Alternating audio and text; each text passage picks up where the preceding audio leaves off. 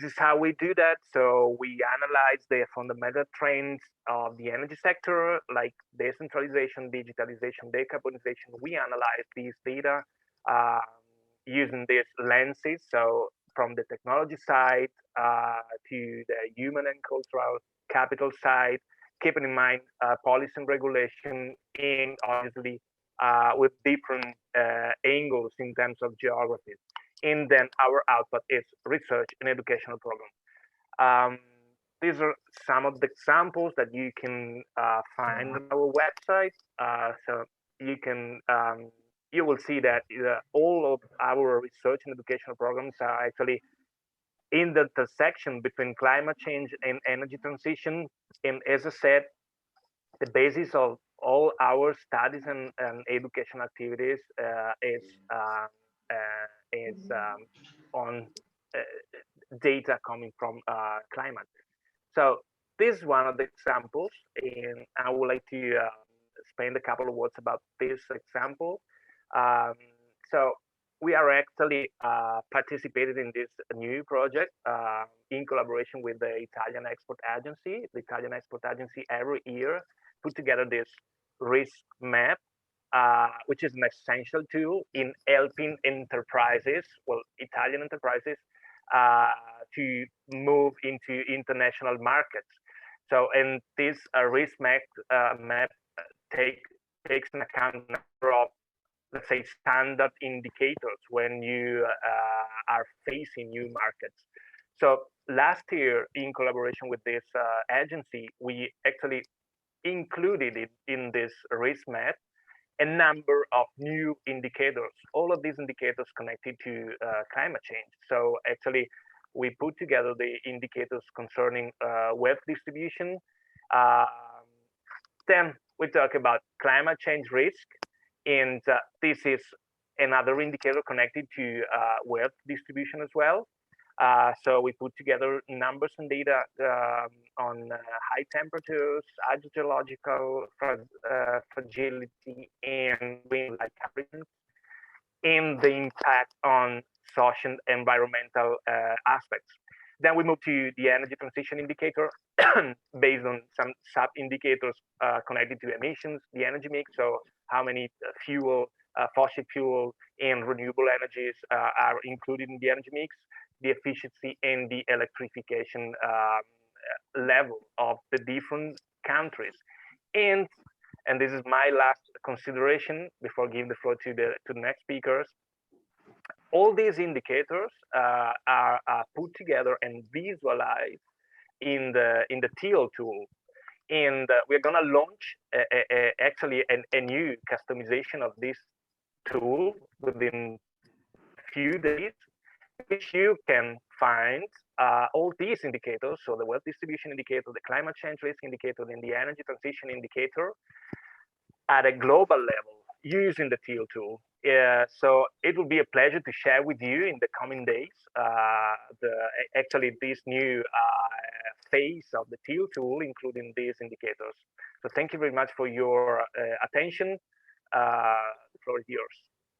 Great, thank you, Christian. And thank you for sharing the introduction for us.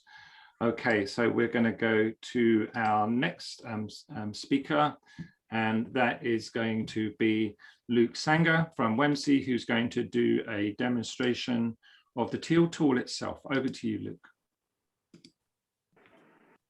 Hi, thanks, Gary, and thanks, Christian, for the last presentation. So my name's Luke Sanger, and hopefully you can see my screen.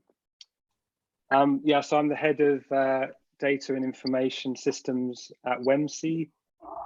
And at WEMC, we are working on multiple different projects at any time. Like Christian mentioned, we're currently collaborating with ENEL Foundation on some climate data visualization tools. And the main kind of basis for these tools is the Teal tool, which you can see shared at the moment, and various variations of that we're developing. It's named Teal simply because of the color of the tool, and it's not an abbreviation. It can be used to examine historical data for various climate variables, as Alberto mentioned in the introduction, and also carbon emissions. So the main aim when designing the tool was to produce something that's easy to access, view and analyze climate-related data sets without any prior scientific knowledge or coding skills. And some of you may know who's tuned in, who's experienced dealing with climate data. It can come in sort of unusual file formats like NetCDF and GRIB, spatial data, which to non-climate scientists can be a challenge to use that data meaningfully.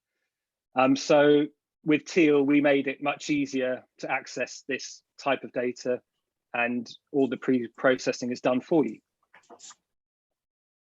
So onto the tool itself. tealtool.earth, when opening the tool in the browser, the first thing that comes up is a introductory video. You won't be able to hear this, I don't think, because my Zoom doesn't support audio straight from the desktop as well. But after the meeting, you can take a look. But there's a useful tour which gives you a sort of summary of the tool. So when you close the tour, it only opens the first time you visit. When you close the tour, you can see various options sort of around the screen and a big globe in the middle. So on the left, you've got 5 icons. These represent the variables that you can view and examine in the tool. So you've got temperature, which it loads on. It may be a bit jerky because I'm running multiple things on the laptop, but yes, so you can click on a country and see temperature there. So temperature, wind, there's wind speed, precipitation, solar radiation, and carbon emissions. So going back to temperature, so that's your kind of main access to the variables in the tool. And depending on the variation of the tool we've developed, there are different variables available. So like Christian mentioned previously, they're working on things like well-being, climate risk, and energy transition. So we've included those variables on their version. But this is the kind of basic version of Teal, which is free to use. And so along with the climate variables, you can also view the data at country level and at sub-country level, and also at different resolutions. So if we go to sub-countries, this is probably the only kind of part of the tool we're looking to improve the speed of, because sub-countries level, there's many sub-regions of countries. So it takes a few seconds to load these. And when we've completed the entire globe, there'll be over 3,000 sub-regions displayed on the tool. So you can see we've already got the kind of larger country areas covered here. And you can select these as you would in the other view. So the next kind of major update of the tool will be the entire globe sub-regions covered, and we're using open source shape files to generate these regions from a website called Natural Earth, which is a kind of well-respected repository for open source spatial data. So going back to countries, we can have a look at temperature, and I mean it's no secret that temperature is rising over the years, and our data sets go back to 1950 to the end of 2020 at the moment. And you can see various countries. The general trend is from between 1950 and now is that temperature is increasing from this plot here.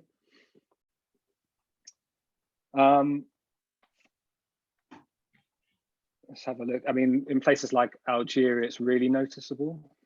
You can see a really sharp trend. And things like precipitation, for example. We look at sub-countries. Again, you have to wait a few seconds for it to load. We could examine somewhere like California, where we know it's been particularly dry in recent years. So, yeah. I'm getting some echo on my headphones here. Could you mute your microphones, please?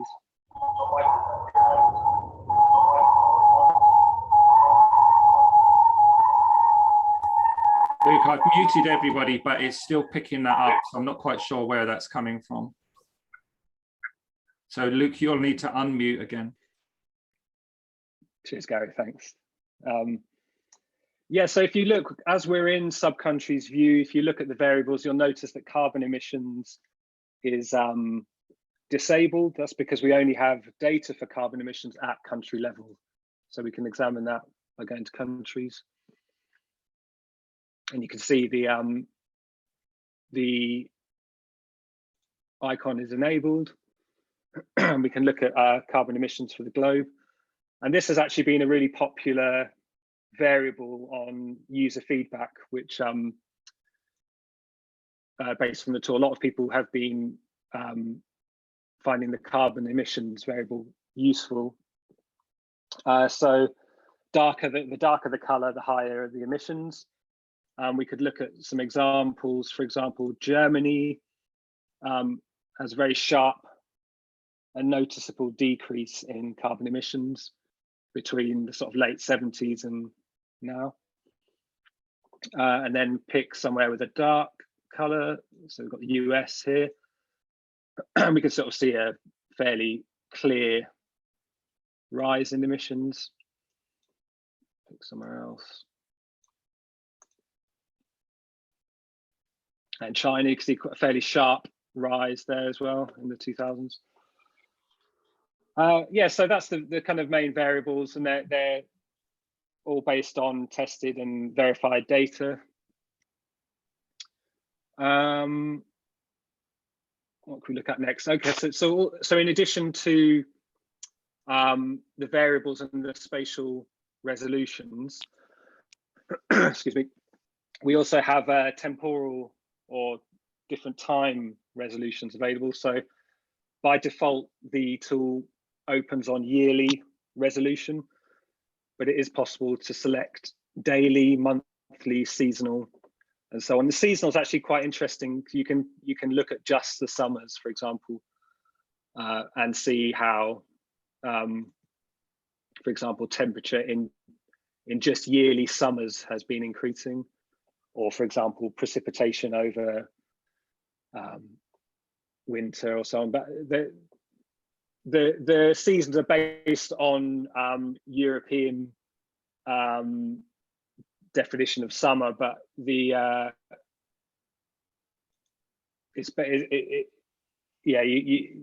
think we may change that actually, but it's currently when it says summer, it means summer in May, June, July, August. So yeah, so you've got different climate variables viewed in different spatial resolutions and at different temporal resolutions. Great. How am I doing for time? Yeah, we've got about 5 or 6 minutes. There are a couple of questions in the chat, Luke. Okay, let me wrap it up and then we'll do some questions after. Great, is that right? Thank you. Okay, so for those of you who may want to use the tool in your own campaigns, your work, whatever you're involved in, climate activism, education, and you may want to use the tool. There's various useful functions that you can access. So up here on the top right, there's, for example, resources, which will take you to another website which will explain the data. You can download the map data by clicking on that. You can also download the map data for an individual region straight from the plot here. So I'm just going to go quickly, but you can get like a JSON file. And these can then be opened in Excel or something that you may use for your work. And you can examine the data further and compare it to other data sets you may have. And then finally, if there's a particular story you're interested in by using the tool, for example, you want to focus on temperature in your country of interest, you could find the data and click share. And this will create a URL based on your current session. So you can share this on, LinkedIn or Twitter or whatever, your blogs or something, along with a screenshot, and it can take the person who's looking at your tweet or whatever straight to the tool, and they can see exactly what you've been displaying. So that's the kind of whirlwind quick tour of the tool, but yeah, happy to take questions if there's any. Great. So we've got a couple of minutes, Luke. I think one of the questions has already been answered, but it was a question from Kit that says, do you have plans to be able to plot CO2 emissions per capita? Historical emissions, since total emissions don't tell the whole story, but I think Alberto has responded to that, saying we're looking to include emission per capita. So maybe we take the second one, the question from Stefania. For the CO2 emissions, what is the data source, please? And you'll just have to unmute to answer it, Luke. Alberto, I think you have. Do you have the yes, exact address? Yeah, that's been addressed as well by Ella, but it's Global Carbon Project. Ah, okay. Apologies, that was right at the bottom. Yeah, and just yeah, we actually put all the sources on Teal, but if you spot something that is missing, please let us know. Okay. So if those questions have been answered, if there's anybody else have any other questions, if you do, please just drop them in the chat. And we'll just pick them up. And then if not, we'll hand over to Asha and the panel discussion. Okay. Hello, everybody. And thank you so much for joining us from many different places and many different people. So that's really always exciting to see. And one of the absolute advantages of doing things online. I can't imagine any situation where we'd all be sitting in a room together for doing this. So thank you to the presenters so far, and thank you for giving us such a really nice sort of overview of Teal and the work that goes behind it. You can see it's a powerful tool with lots of potential. And now we'll explore exactly that. Well, how to use these sorts of tools in climate education and activism and advocacy. I'm Asha Minns. I'm the Executive Director of the Tyndall Centre for Climate Change Research, which is based in the UK. But what I really am is a science communicator. So I do a lot of engagement, and I'm always very interested in different ways of engaging people with the type of science and data that we have. And we have an excellent panel of people who can really dig down into exactly that, how to use this data, and we can learn from them about the types of education we have. So it's my pleasure to introduce Cristina Rekakavas, who's a specialist with the green development on green development and climate change with UNITAR. We have Sylvia Knight, who's head of education at the Royal Meteorological Society, and Derrick Mugisha, who is the regional director of Africa Earth Day.org. So I was going to ask all of you to answer a few questions, and perhaps we'll get in some time for some questions for the audience as well. So maybe just because this happens to be how my screen is, I'm going to give you sort of about 3 minutes each, if that's okay. So try to keep it brief, because I know that you've all got lots of experience and expertise. First two questions, if we could put those together, is really, well, what does your organisation, what do you do around climate education and advocacy and activism? So first of all, describe your organisation and what it does here, and then how you feel that this type of historical climate data that Teal showed can be used in education to inform people, perhaps even go towards activism. And then the third question we'll come on to a bit later is the difficulties and how you measure your impact. So if I could just take those sort of first two questions to begin with. What does your organisation do, and then what do you see for the role of historical climate data? So Cristina, may I ask you to go first, please? So thanks so much. Thank you. Good morning, good afternoon, everyone. I'm Cristina from UNITAR. UNITAR is the United Nations Institute for Training and Research, and this is a training arm of the United Nations. We have a specific team working on climate change and climate change education and training, but being climate change a cross-cutting issue, this is also addressed by other teams focusing, for instance, on multilateral diplomacy, on local development, or through associated learning centers, the CFAL centers to UNITAR. In our team also, we have different projects on climate change learning, and I would like today to present in particular the UNCC Learn program. UNCC Learn stands for the One UN Climate Change Learning Partnership. It is a collaborative initiative bringing together 36 multilateral organizations for the promotion of climate change learning. It has been active since 2009, and it is supported by the government of Switzerland and the UN partners. So at the global level, UNCC Learn aims to promote global climate literacy, and this is done through various initiatives. For instance, we maintain and host one of the largest e-learning platforms globally, focusing specifically on climate change and green economy topics. This is a free platform and includes currently 35 courses, e-learning courses in 12 languages, and other courses are coming up. These courses can be taken by anyone interested at any time, and are associated with a certificate at the end for successful participants. They have been taken by over 420,000 registered participants, and we have issued over 120,000 certificates so far. Courses can cover a multiplicity of topics, and they are informed by historical climate data that we discuss, strong scientific evidence. These, for instance, in the introductory course on climate change, which has a module on climate science, but also other courses on climate change negotiations, the international regime, climate policy. And I would like to highlight in particular two courses that we offer, one on integrating climate risk information into national adaptation plans, which highlights the importance of reliable scientific information and using it to plan for climate change adaptation.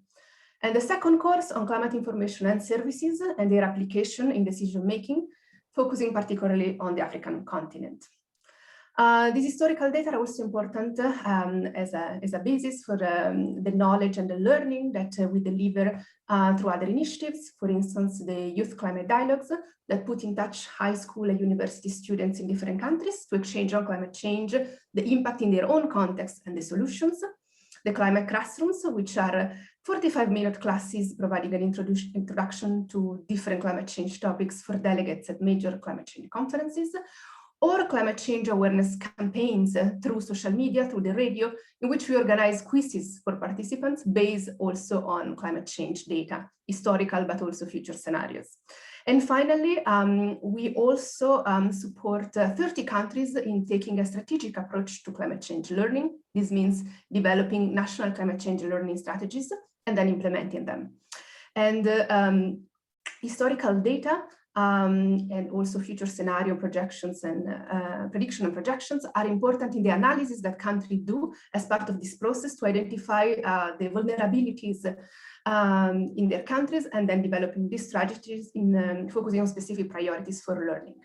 And I'll stop here because I think I've run out of time, but if you have further questions, please. That was great, Cristina. Thanks so much. Can I ask you to pop the link in perhaps to your main website and the courses?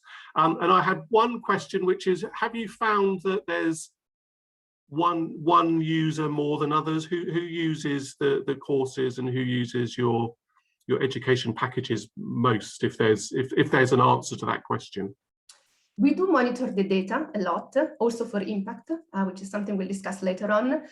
80% of the participants, so of these 420,000 that are now taking the courses, come from the developing and in transition countries, 60% from Latin America, actually. There is a gender balance, 52% from women and 48% from men, and 40% overall come from the academia. Followed by the government officials, 35%, and the private sector. Fascinating. Thanks very much, Cristina. And you obviously really know your data as well as your users, which is important in education. Can I come on to Derrick next, please? Derrick, can you remind us what country you're in at the moment? Yeah, my name is Derrick Mugisha, and I'm the Regional Director Africa at earthday.org, which was formerly Earthday Network. And I'm now based in Uganda. That's why I coordinate all the work to do with the African region. To also introduce earthday.org, or formerly Earthday Network. It's a global organization that formally organizes the famous Earth Day, 22nd of April, that you saw recently, I think the last month or so, where we put together the biggest activism around environmental issues and climate literacy. And it dates back from 1970 when it started. And the organization has so many regions in in Asia, in Europe, in Africa, and the rest. But Barista will talk about our contribution to environmental education. And that shows that even in the late 60s, we're doing amazing work around there and gained traction in 1970.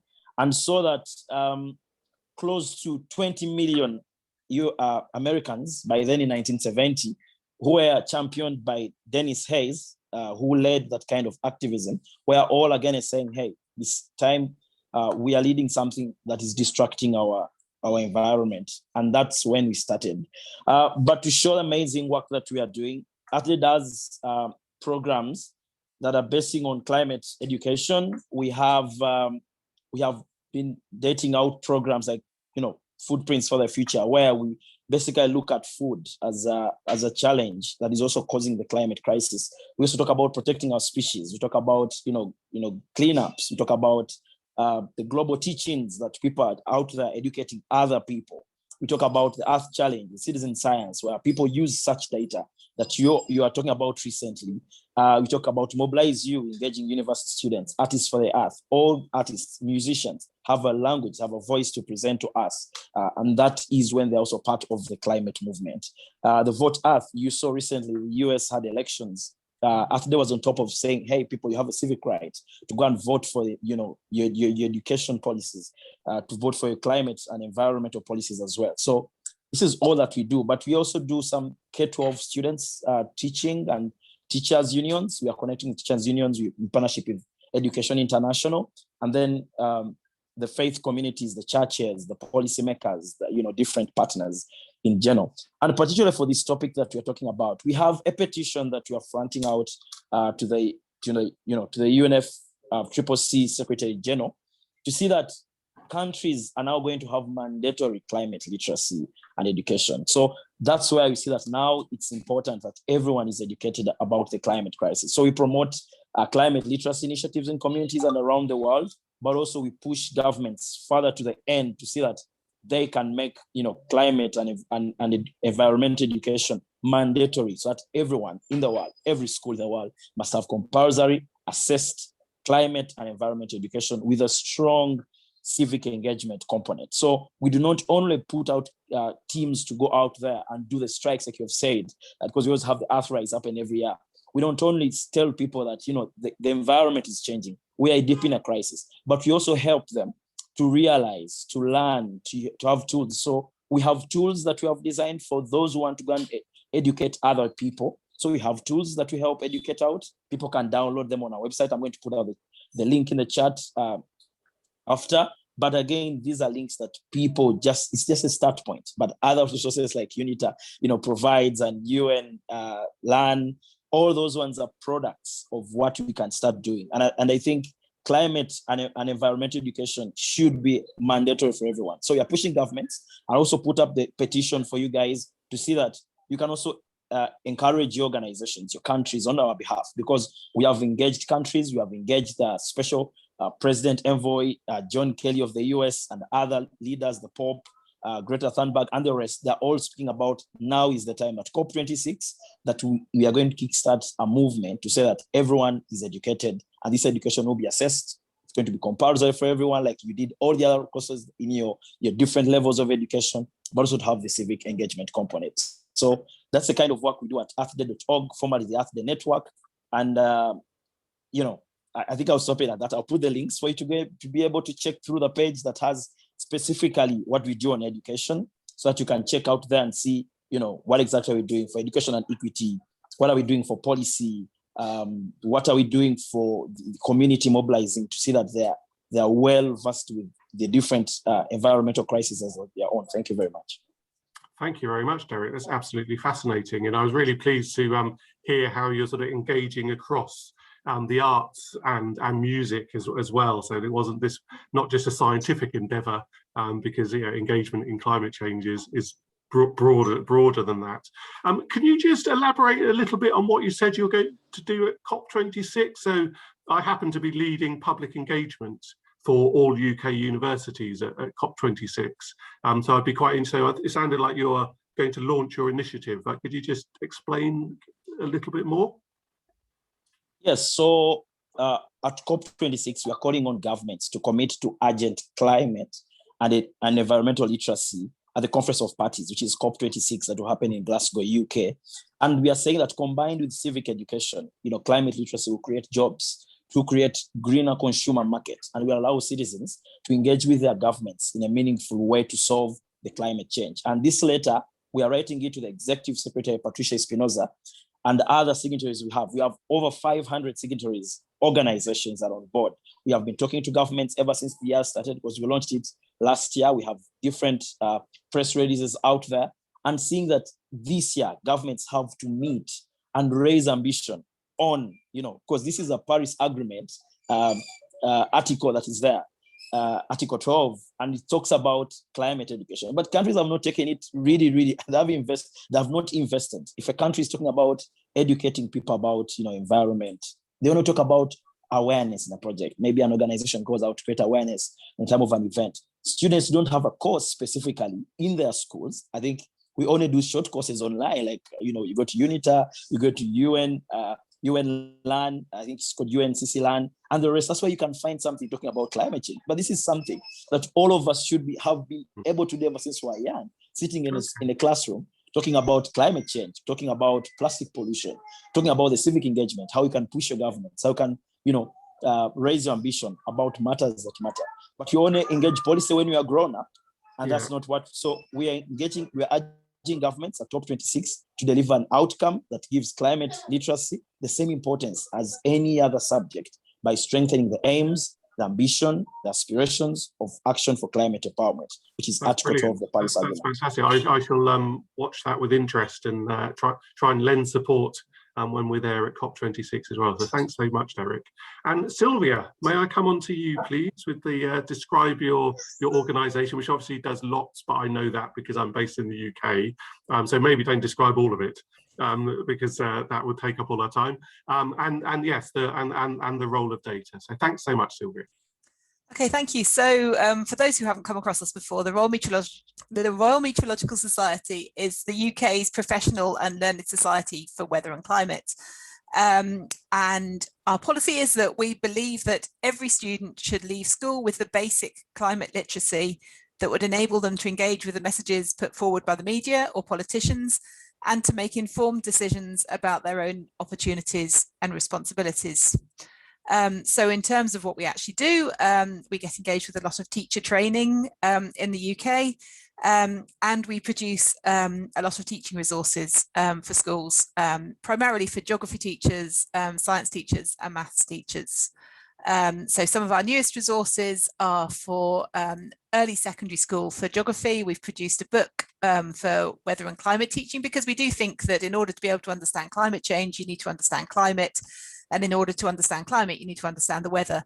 But we're trying to encourage teachers not to teach those subjects separately, but to show, even when they're teaching weather, that relates to climate change, and when they're teaching climate topics, that relates to climate change, and you can't separate it all out. And all our resources are freely available on our school's website, which is METLink. And in terms to kind of what we're looking to do in the future and our kind of focus for resource development, we want students to focus on the opportunities rather than the threats that climate change brings. I think there's a lot of talk about climate anxiety amongst young people, and maybe a bit of a feeling of, well, what can I do? So really focusing on the opportunities that people will have in their lives and in their careers, whatever that career might be, we think is very important. We're also trying to promote different careers where students could really make a difference. And we want to focus on aspects of climate change which are actually relevant to the people we're talking to. Sometimes there's a bit of a history in the UK of teaching a lot about tropical cyclones. They're really not relevant here. And so just making things that are relevant to the everyday lives of people, we think is really important. In terms of past climate change and the data that is available through the Teal tool, in the UK, the curriculum is very focused on past climate change. And that is kind of useful because it's a good way to understand how the whole climate system works and to provide a real context for the current climate change that we're seeing and the climate change that is projected to occur in the future. And that's where data like this is really invaluable. We also, through METLink, provide a whole range of the teaching resources looking at climate change, past climate change, through tree ring data, through the Little Ice Age and all the different processes that contributed towards that, and all sorts of other things too. That's super, Sylvia. I do hope you three are all working together, given the huge amounts of expertise and data and different levels of education stages. So if that's not happening already, then you should all be having your own meeting, I think, to make sure you swap through that data. I'm going to come on to so this isn't about me, so I'm not allowed to ask all the questions I would like to ask, but maybe I'll do that another time.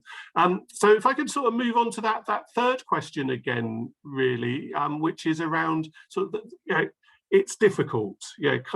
Climate change is difficult, education is difficult, and so what are the barriers that you face in your work of engaging people with climate change, and how do you get around them? And I'd also be interested to know how you measure that you're having an impact, that you're making a difference as well. And if I could ask everybody else who's here as well, this isn't just us, perhaps you could share your thoughts on how education around climate and data could be made better, or if you have tried to do it, how difficult did you find it, or ways to solve that? So perhaps everybody could join in that conversation on the chat. I'm imagining that we're all here because we have an interest in climate and education, and so perhaps to share some of your experiences as well as to ask questions as well, if you but I think it'd be quite nice to share all the expertise that's here. So don't be shy, do put in your thoughts. So I think I'll just sort of go in reverse order, if I may. Sylvia, if you've managed to get your breath back, if we could look at that really, sort of, what are the difficulties, how do you get around them, and how do you measure the change that you're making? Thanks so much. I think the main difficulty here in the UK is the constraints of the national curriculum we have, and much more specifically than that, the constraints so we have exam boards which examine people as they leave at 16 and at 18 for their formal qualifications, and those exam boards have incredible power within schools to control what is actually taught, far more than the national curriculum in some cases. And yeah, so that's definitely the biggest hurdle that we face. On the other hand, there are so many opportunities at the moment, with so much pressure from students, from teachers, from parents, from all sorts of people to teach more climate change in schools and to improve the quality of climate change education. That's an incredible opportunity, particularly this year. Measuring impact, well, that's always the $1 million question, isn't it? I mean, we can look at web hits, we can see how much resources are being used, but we don't know the quality of that education and how well they're being used. And we're always looking for new ways and better ways to really evaluate the impact, not just in terms of numbers, but the quality of the work that we're doing. So one thing that we're just starting up this year is a program to evaluate the climate literacy of students as they leave school. And this will be a very long-term project where we can see how different interventions by us and by many, many other people, what the impact of those is on the climate literacy of school leavers. And if anybody's got some good insights about how you evaluate climate literacy in 16-year-olds in a couple of simple questions, I'd love to hear from you. That sounds fascinating. Yeah, actually, yeah. I mustn't ask all the questions I want to ask. Yeah, that sounds really interesting. And given that the pupils are now getting much more climate information from a much broader source, 10 years ago, some more Royal METSOC input might have been the only place they heard about climate, but now it's all over. So that, yeah, that would be a really interesting sort of longitudinal study to do anyway, I think, over time. So we're quite good at measuring in adults through phone polls and surveys and things, but to do it much more detailed, I think would be a hugely valuable data resource as somebody who uses a lot of data for these things. Derrick, can I come on and ask you the same question, really? Yeah, the barriers, the challenges, how you get around them, and how you feel that you're making a difference with your work. I think I'll start with the barriers, because you find that now we are trying to push this, for example, the petition that you're putting out, but different countries, maybe from the ministries, the agencies, the departments, the presidents themselves, because recently they had the Biden summit that we all attended, but no one really mentioned that climate and environmental education is really important, and is also among the agencies. Even you have heard from the G7 meetings, the G77 and the rest, they have never mentioned that something to do with education and educating about climate is all that they need to do first, without even putting all their investments. So that kind of challenge, where even leaders, the presidents, the different countries, the states, no one mentions that. It's also a challenge itself, because if you do not mention it in your maybe position papers, in your statements, in your state positions, that shows that it's not there. Because if we can just sit behind and assume that that's really happening. It's only schools that push maybe their skills, their students to be part of something about education. Maybe if it's Earth Day, if it's World Environment Day, and tell them, hey, so the environment is very important, it's nice. Or maybe at homes where you tell your children that this is happening. Not mentioning it at government level is a challenge itself. The other one is the financing, the investments. We do not have that even in the GEF. That's why, besides the climate literacy petition, there's also a GEF petition, the Global Environment Facility petition, that they also need to upscale up their financing mechanisms. They need to see that at least while they're financing the other rest of the projects, the adaptation projects, they are putting besides some resources to also finance the climate education or environment education. Unless we have the financing there, different countries were raising, from what I've been doing throughout from last year to this year, that they do not have money. Most of these are developing countries. They have other issues. For example, even India is now facing with COVID. It had a cyclone yesterday. So they have all these issues. But again, education is always given a priority, all government investment. So without that being important, without resources being aligned for countries to organize their curriculums, that will never achieve climate education. Still, we shall remain with people who do not know anything about climate change. They'll continue doing the wrong choices. They'll take the wrong choices. And that's what is making us have the wrong planet that we deserve to have. The other challenge is also, I'm going to come to the other point of how we measuring. Because the challenges, and why we are even talking now, is because we have the challenges. So the other challenge that I am seeing happening is also that the people that know are also not pushing to to other people to get this information. And you also find that access to information is also less. Unless you join a program, I said I was checking someone saying, for us to have an exchange program, you have to fly to the Europe, the Asia. But there are no exchange programs in Africa where we as Africans are meeting. That's why they're trying to say, okay, let's bridge the gap. Let's try to connect peers, peer-to-peer kind of education to see that all of us, what we know, we can transform. Even the elders, we have something called intergenerational equity, where the elders have to transform knowledge and education to the young ones, show them this is what we had before and this is what you have. How we are assessing this kind of work we are doing, first, is the governments. Once we push governments to see that they are signing onto this petition, or they are going to have this announcement made at COP26, that is an achievement already. It's a step that even other partners. That's a good measurement as well. That's quite a clear measurement. If you don't mind, I'll move on to Cristina just to make sure that she gets some input, if that's okay. So sorry to cut off there. So Cristina, could you share some of your thoughts as well? And then right at the end, we'll see if we can come on and look at some of the comments that come into the chat. So Cristina. Thank you. Yes, I'll build on what Derrick just said about the financing for climate change education.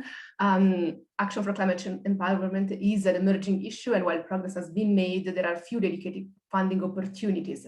And also we notice that human capacity tend to have to be packaged with other issues, and as a result, it's harder to create a clear narrative about it. Also, another challenge is the language that is still used, perhaps can become clearer and more day-to-day, and we thought this could be done in collaboration with the youth, so to engage the greater public around these topics.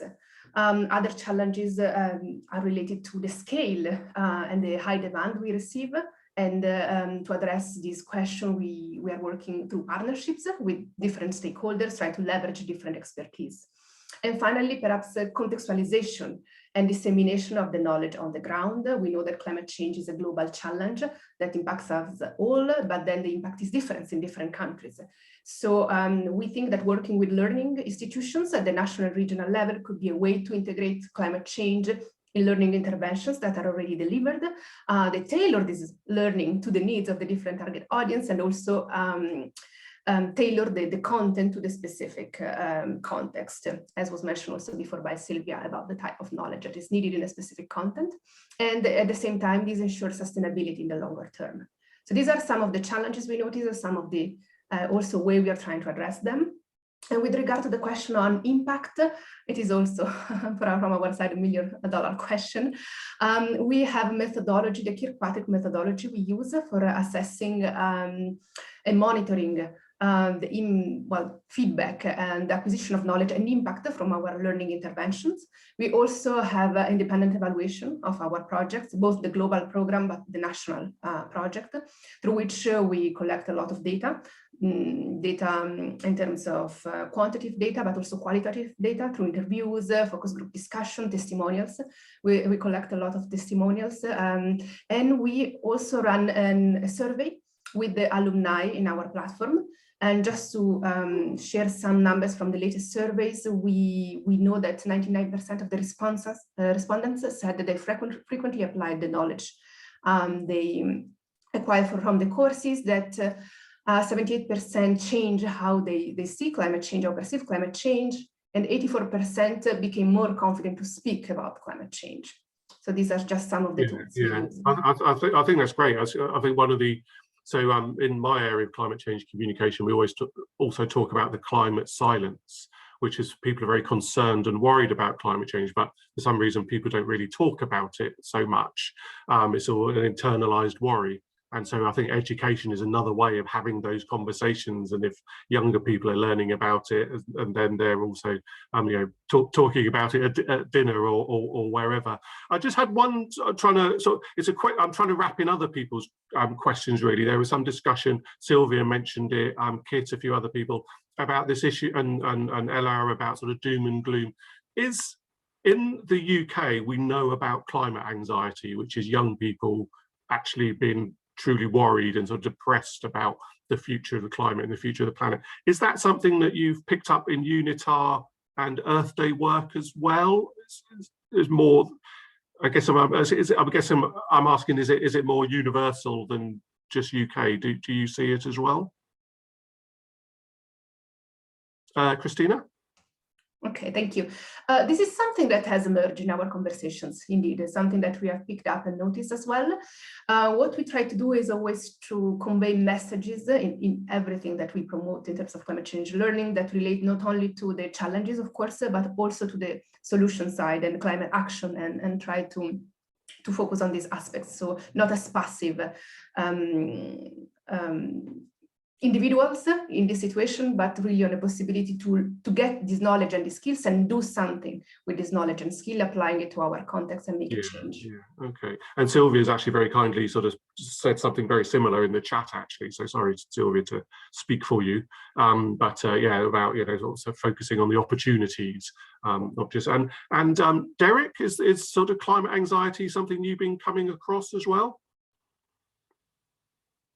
Oh, you're still muted. Sorry. Yeah, I think it's cross-cutting, because if it really doesn't happen, I think we can't even, you know. So I'm really excited to see that people are starting to be anxious about their climate, and seeing that young people are always out there. I mentioned that we have recorded something we had last year after 2020 called the Earth Rise, where people went to the streets, started saying, okay, enough is enough. We need everyone on board. Without everyone, nothing is going to happen. So all stakeholders are always in perspective, even in our communication. We make sure that every stakeholder at least is part of trying to see that what we are doing benefits all of them. Great, thank you. So yes, the solutions, not just the direction that the data is leading us in. I think it's probably time for me to finish now. I would like to thank Sylvia from the RMetS, Derrick Mugisha from Earth Day, and Cristina Rekakavas from UNITAR. Thank you so much for sharing your considerable expertise. Clearly, we could have kept this going for much longer. So sorry if I kept people short into time. I'm assuming that I have to hand back to somebody now, but I'm not sure who. So perhaps somebody could step in for that. But yeah, thank you so much for just a really interesting session. So I'm going to go quiet now, so some of the other person can take over. Great, thank you, Asha, and thank you to all of our panel members, and obviously thank you to our earlier speakers and presenters, to Alberto, to Christian and Luke, but most especially thank you all for joining us today. Thank you.